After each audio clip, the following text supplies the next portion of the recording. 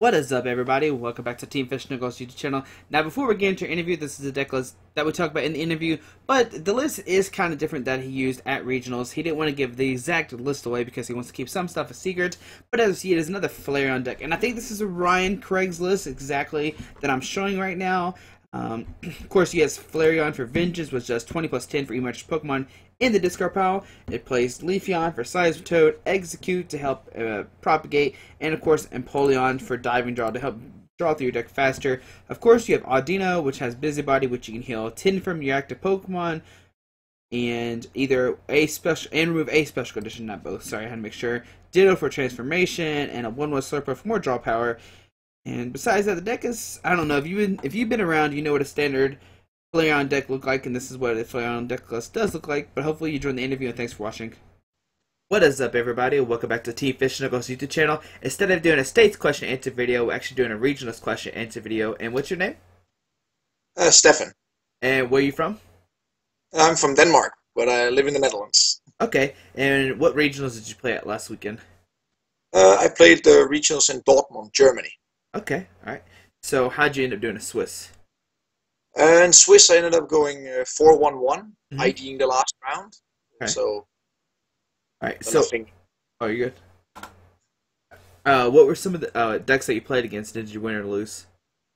I lost. The game I lost was actually to Toad, Toad Slurpuff. Okay. And otherwise, I played against Fairies, Night March, Groudon, and Gengar. Okay, alright. A very funny round one I had against the Gengar deck. Was that deck hard at all, or not really? No, no, not really. There was actually the only game in Swiss where I managed to actually get out my Empoleon. Otherwise, I played entirely Swiss without using Empoleon at all. I never got it out before finals. Okay. So, what did you play against the top 8? And top 8 I played against a Manectric Yveltal deck, also with 1 or 2 Toads. Okay. One of the very nice, good German players. Alright, so do you want to go into detail about your match? Yeah, sure. The match opened fairly straightforward, as I remember. But him opening a little weak with Toad, not hitting his DC. Okay. Giving me 2 turns to actually set up something.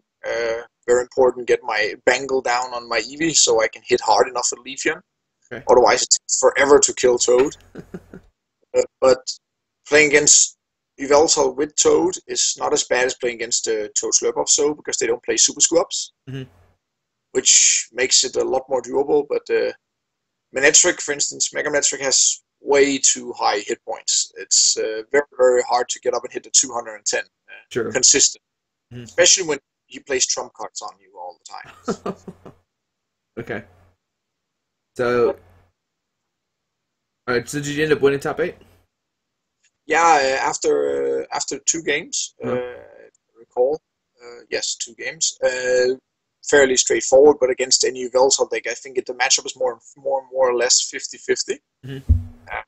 That I would say whenever you play against Yveltal, whether it's Yveltal Toad, Yveltal Garbodor Toad, Garbodor makes it worse, but he didn't play it, fortunately for me.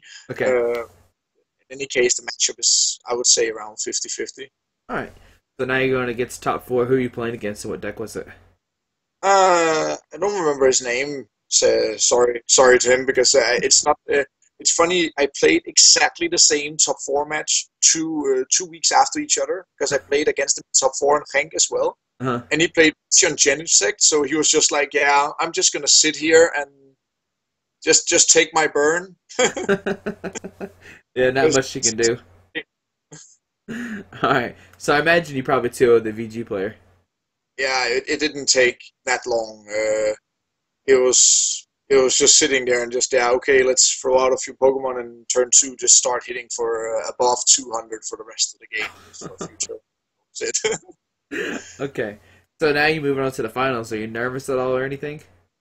Yeah, actually, at this point, I was like, yes, if I can win this, I can actually start sitting at a decent amount of points to be able to make top 22. And I'm to play one. I actually taught how to play the game many, many years ago. So I was like, oh god, this is probably going to come back at me for teaching him the game or so. Uh-huh. We had a very, very nice match. But it was one of the other Danish players who took the trip to Germany to play as Okay. well. What deck was he playing? He was playing Yveltal Toad. Okay, all right. And So what happened there? yeah, no Manetric there this time, and it was I would say a very interesting match because it all came down to sometimes just the stupid coin flips on lasers. Uh-huh. Because I'm like, when I can't draw my Ordinos, this becomes a huge problem. But I would say it boldly. This was when I reached the finals. I just drew god hands. It was just I opened turn one by throwing above 10 Pokemon discard pile, hit Empoleon turn one. It was just all like, yeah. He was just sitting there, sorry for the language, but just fuck me. Just like, yeah. I didn't get Empoleon out only my first round of Swiss, and then all the way onto the finals, I didn't get out Empoleon, so it's just, yeah, okay. Okay. It's ridiculous. Yeah. But so he actually pulled off some very, very good matches, even though I opened, like, yeah. Like, I just I just told my, yeah, I would like to draw this. Okay, thank you. And I got whatever I wanted. I guess that just happens sometimes.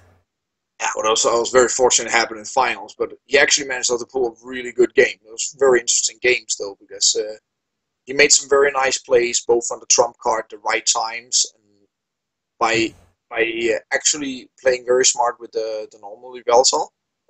Just using the baby Yveltal, forcing a 7-prize card game, and not making it too easy. Because if they just go straight with only Yveltals, it's actually very doable to win. Because doing 170 is not so hard if you hit your bank. Now, did he play Garbodor at all, or no? No, there was no Garbodor. I was very lucky. I didn't see Garbodors the whole day. I didn't see a Silent Lab. I was like, yes. Well, congratulations on winning, sir.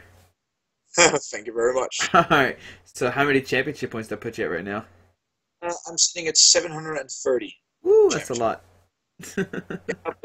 I'm considering that this might not even be enough.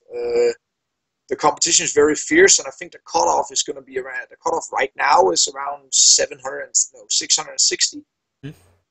Because my brother is sitting at spot 22. Okay. So I want to talk about the deck some. Now you talked about the Empoleon and Archies, and that you only used it twice during the whole tournament. Would you ever? Huh? Oh, sorry. I was just. Yeah, only twice during the whole tournament, but it was like I opened a lot of times being able to do it. Mm-hmm.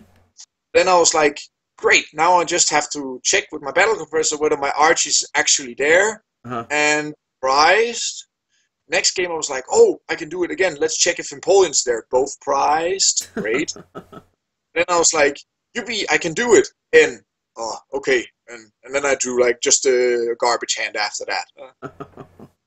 Yeah. So I had potentially many turn one Empoleons, but there was just always something wrong. True. Would you consider bumping up like to a second Archie or more Empoleons or anything like that? I think the second Archie struck me more than once. I had one of my friends, Matthias Lupa. He jinxed it at one tournament. He said, "Yeah, you should play 2 because you always prize it and such." And the next 3 games or so, I prized the Archie every game. So I was like, "Yeah, thanks." He cursed you. I cursed it. I do consider playing it, but I could only get my hands on one full art German Archie. So. Okay. Now, would you ever consider taking out the Empoleon altogether? I would just say no, but I saw another Danish guy, played a double Slurpuff line instead. Mm-hmm. But he just, like I would guess, it was much harder for him to hit the 180, 170, because you rather want a Pokemon discard pile, obviously. Just putting in one Empoleon on your bench is better than playing a double line of Slurpuff, because it's just one Pokemon instead of 4. And Empoleon gives you some good type advantage, and yeah, I would say it's pretty good, because it can also even attack. Like, attack is still pretty decent when you can pull it off. So, I would just stick to Poland because I think it's a very good. I think it's a very good play. It solves many potential shaky matchups, Mm-hmm. and not to mention if you can hit it against land bats or cave herpes or what you want to call it, then it's golden. It really brings you back in the game easily. Okay. Now, why did you decide to play Flareon for this tournament? Oh well, it was actually I think the third tournament in a row I played Flareon. Okay. After shifting away from Donphan, which I played most of my season, I got almost 500 points just playing only Donphan. Uh, but Flareon seemed to me to be a good deck for the format because everybody was focusing on Toad Mm-hmm. and counter Toad, and then everybody was like, "Yeah, let's play Rich Genesis." I was like, "Okay, then let's just play Flareon because then we can toast some Rich Genesis." True. Against kind of random decks and such, Flareon just seems to be a very, very strong deck. It's extremely fast. True. All right. I love So, playing fast decks. yeah, it's always good. Now, are you gonna go to any more regionals or anything? Yeah, I have one or potentially two upcoming. The next weekend I'm playing Apeldoorn in the Netherlands, Mm-hmm. and then I might go to Hamburg in Germany for my final regionals. Then I would have played probably in this season. I've played at least 12 regionals or so.